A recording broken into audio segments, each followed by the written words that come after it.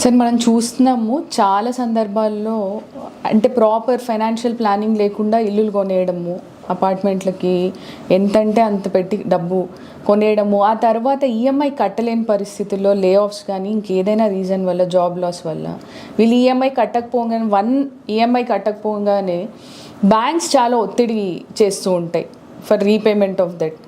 అలాంటి సందర్భాల్లో ఏం చేయాలి? అలాంటి సందర్భంలోనే ఒక మనిషికి స్థితప్రజ్ఞత ఉండాలి.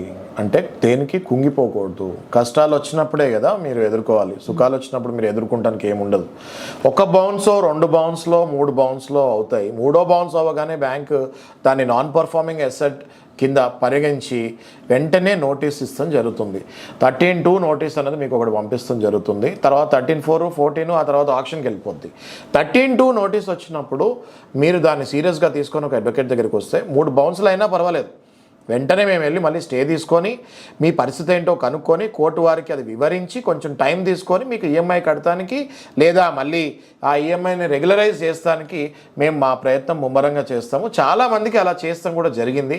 అనవసరంగా మీరు టెన్షన్ పడకండి. జాబ్ పోతే 6 నెలల్లో మళ్ళీ వస్తుంది. వచ్చిన తర్వాత మళ్ళీ అన్నీ కట్టుకోవచ్చు. అంతేగాని ఆ ఇల్లు పోగొట్టుకుంటామేమో అని డిప్రెషన్కి వెళ్ళకండి.